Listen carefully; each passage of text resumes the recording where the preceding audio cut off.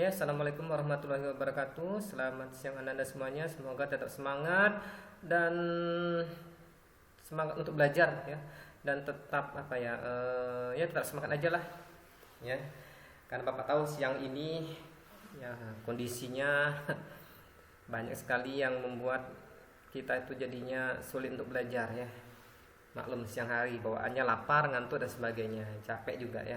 Oke, Bapak akan meneruskan materi minggu lalu.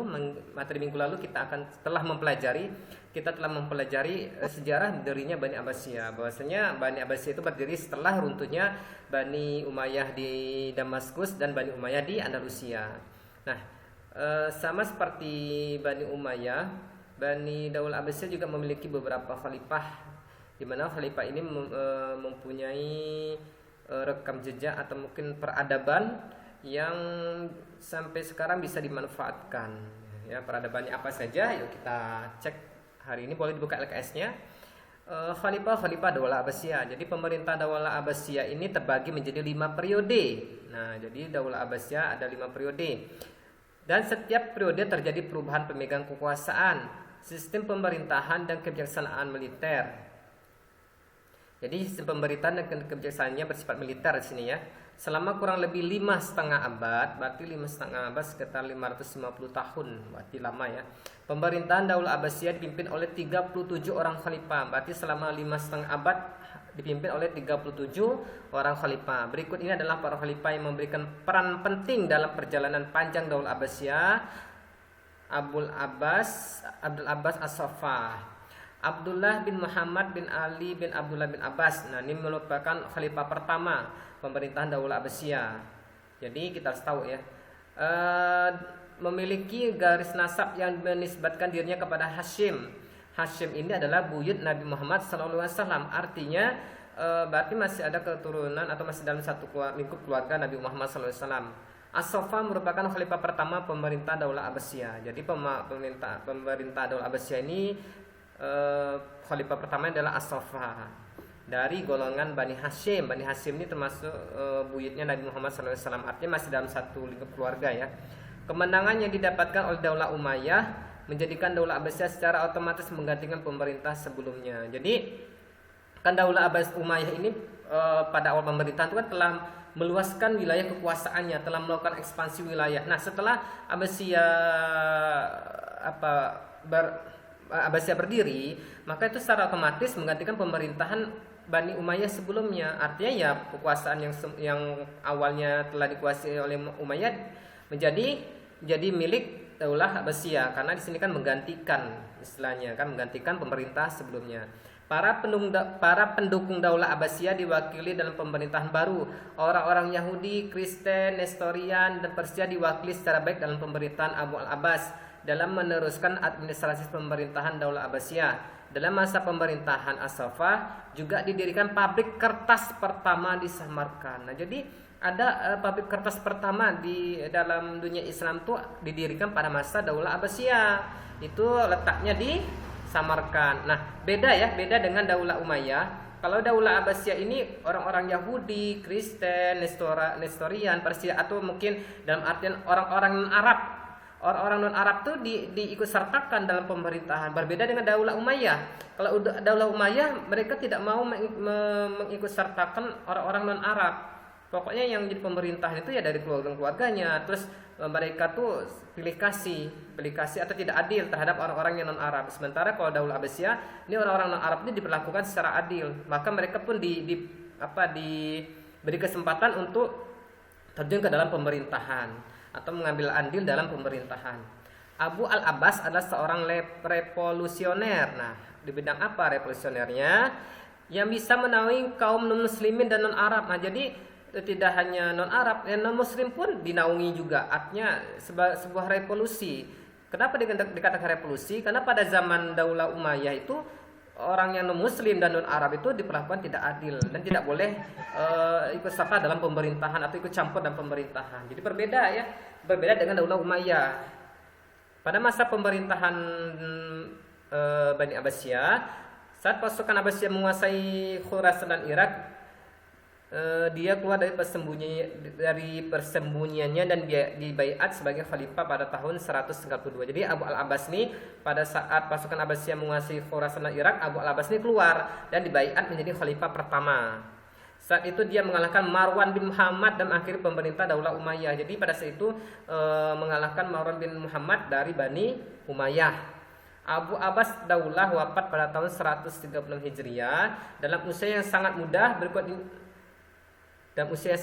Berikutnya adalah para khalifah yang memberikan kontribusi pada kemajuan Daulah Abbasiyah. Nah, siapa saja sih khalifah yang memberikan kontribusi terbesar dalam Daulah Abbasiyah? Yang pertama adalah Abu Ja'far Al-Mansur. Nah, Abu Ja'far Al-Mansur itu tahun 754 sampai 775. Artinya kurang lebih 21 tahun menjabat sebagai khalifah. Kita lihat apa kontribusinya. Jadi Abu Ja'far Al-Mansur menjadi khalifah kedua Daulah Abbasiyah setelah Abu Abbas ya. Setelah Abu Abbas Daulah, maka selanjutnya dipimpin oleh Abu Ja'far Al-Mansur. Merupakan putra Muhammad bin Ali bin Abdullah bin Abbas bin Abdul Muthalib. Berarti kan dinisbatkan kepada paman dan kakeknya Rasulullah ini ya, masih keturunan ya. Masih saudara kandung Ibrahim Al-Imam dan Abu Al-Abbas. Ketiganya merupakan pendiri Daulah Abbasiyah. Jadi pada saat berdiri 3 orang ini yang mendirikan Bani Abbasiyah. Nanti setelah Abu Abbas wafat, maka digantikan oleh Abu Ja'far. Abu Ja'far sedang menunaikan ibadah haji bersama Abu Muslim ketika Khalifah Abu Abbas As-Soffa meninggal. Adapun yang pertama kali dilakukan Khalifah Abu Ja'far setelah dibaiat menjadi khalifah adalah mengatur politik dan siasat pemerintah Daulah Abbasiyah. Jadi salah satu kebijakan yang diambil oleh Abu Ja'far itu mengatur politik dan siasat pemerintahan Daulah Abbasiyah. Jalur pemerintahan didata rapi dan cermat sehingga pada masa pemerintahnya terjalin kerjasama erat antara pemerintah pusat dan daerah, juga di antara lembaga-lembaga lainnya yang pada waktu itu.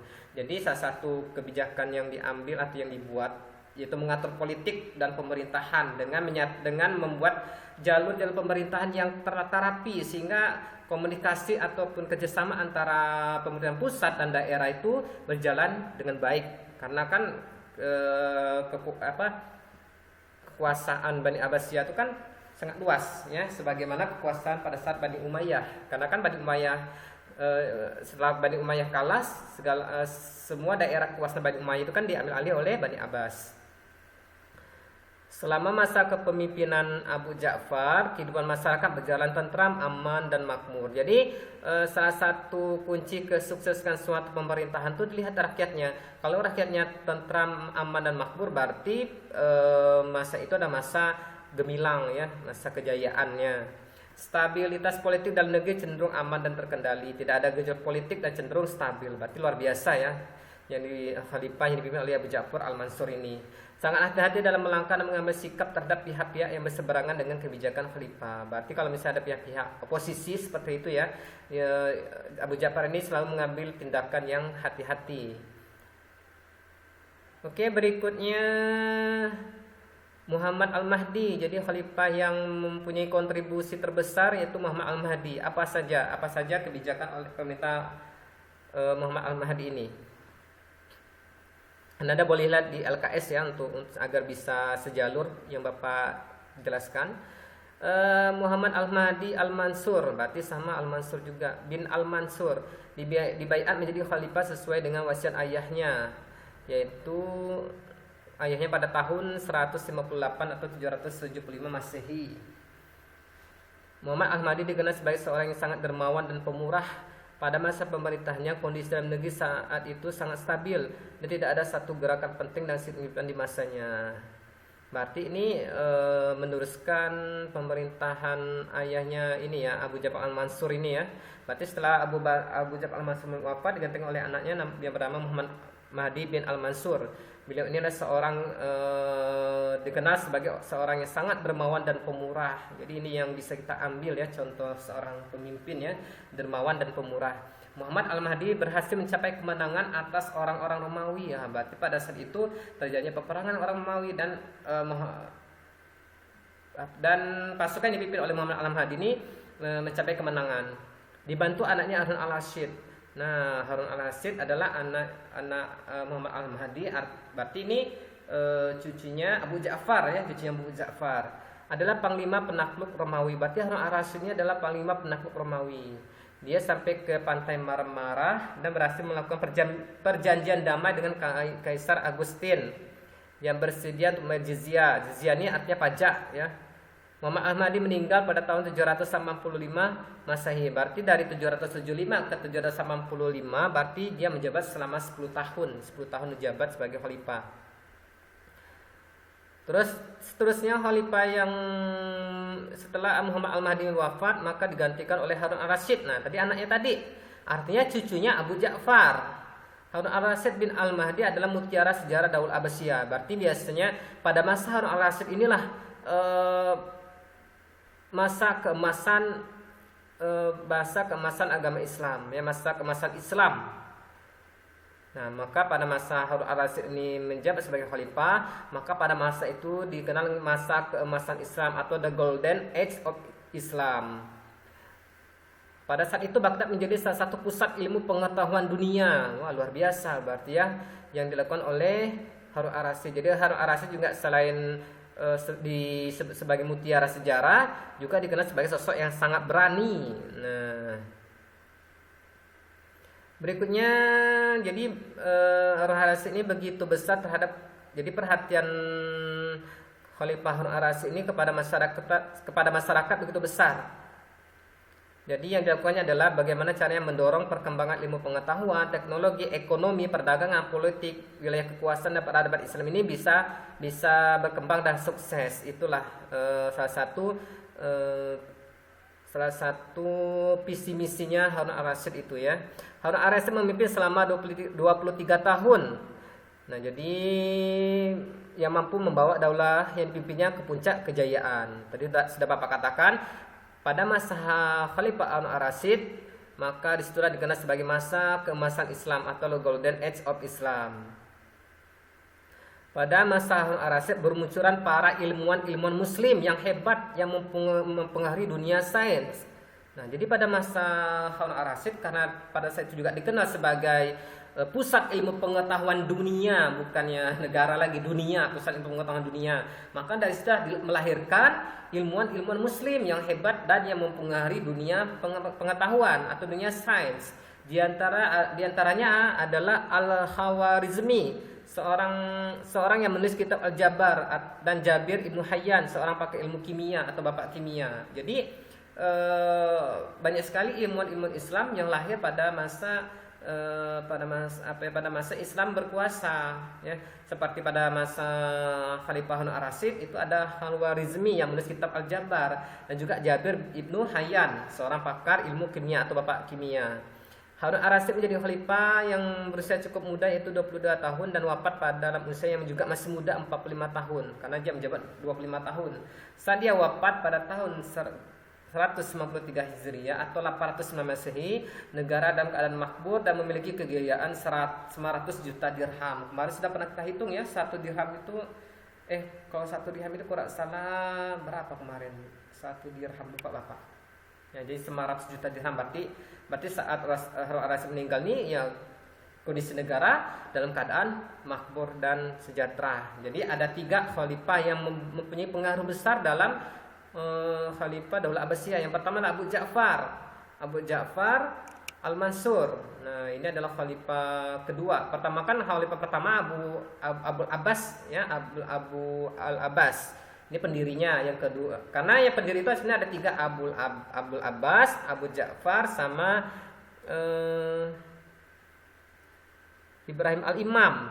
Nah, namun yang menjadi khalifah pertama adalah Abu Abbas. Yang kedua adalah Abu Ja'far Al-Mansur. Yang ketiga adalah anaknya Abu Ja'far yang bernama Muhammad Al-Mahdi, dan keempat adalah Harun ar-Rasyid, cucunya Abu Ja'far atau anaknya Al-Mahdi. Oke, Anda semuanya, mungkin hanya yang dapat Bapak sampaikan. Lebih kurang Bapak minta maaf. Jika ada pertanyaan, mari kita diskusikan bisa kita diskusikan setelah ini ya. Bapak akhiri, wassalamualaikum warahmatullahi wabarakatuh.